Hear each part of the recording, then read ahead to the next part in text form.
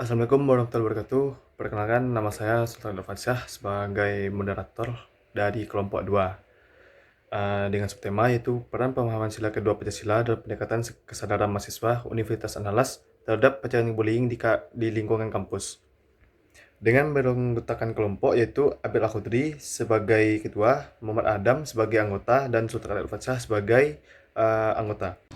Oke baik, di sini ada latar belakang. Pada slide ini dijelaskan bahwa bullying masih menjadi masalah yang cukup serius di lingkungan pendidikan, termasuk di kalangan mahasiswa.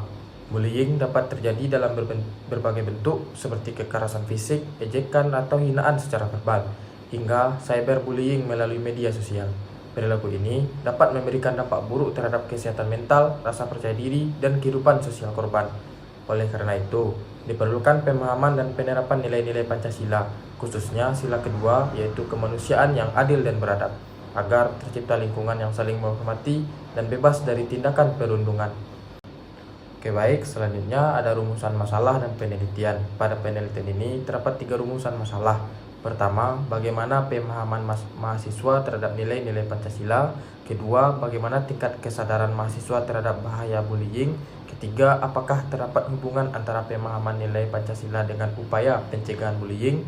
Berdasarkan rumusan masalah tersebut, tujuan penelitian ini adalah untuk mengetahui tingkat pemahaman mahasiswa terhadap nilai Pancasila, mengetahui tingkat kesadaran mereka terhadap bullying, serta menganalisis hubungan antara keduanya dalam mencegah terjadinya bullying. Baiklah, untuk seninya itu adalah sila kedua dan pencegahan bullying. Uh, Nilai yang terkandung dalam judul ini adalah menghormati martabat manusia, menjunjung empati dan kepedulian, menolak tindakan kekerasan intimidasi, lalu menghargai perbedaan antar individu. Hubungan dengan bullying adalah bullying bertentangan dengan nilai kemanusiaan, perundungan merendahkan harkat dan martabat orang lain.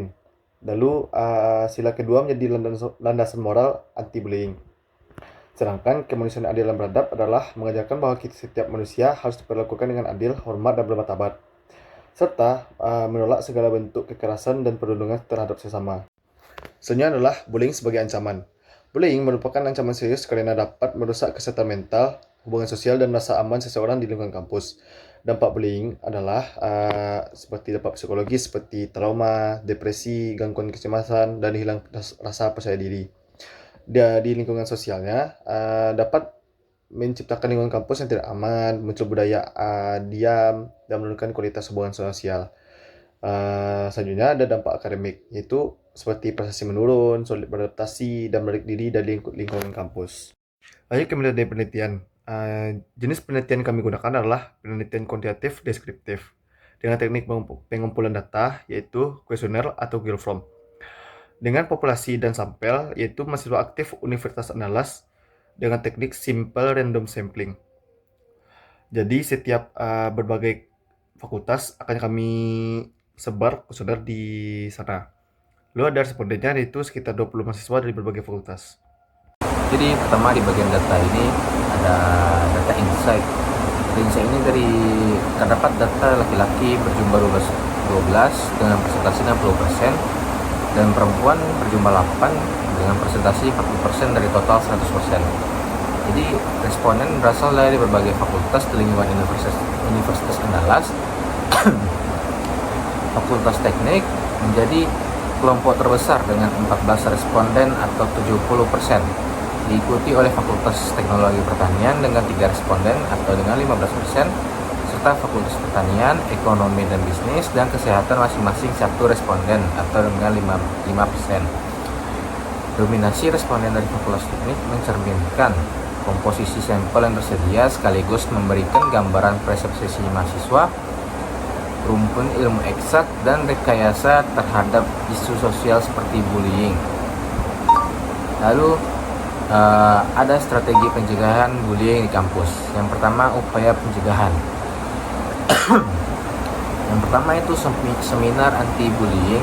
Yang kedua, kampanye media sosial. Yang ketiga, pelatihan kepemimpinan berbasis empati. Lalu ada program mentoring senior dan junior. Jadi ada selanjutnya pembentukan satgas anti bullying. Yang terakhir ada penguatan pendidikan karakter berbasis Pancasila. Jadi peran mahasiswa yaitu seperti berani menegur pelaku bullying, mendukung korban yang terjadi korban-korban bully gitu, lalu menjadi agen perubahan di lingkungan kampus.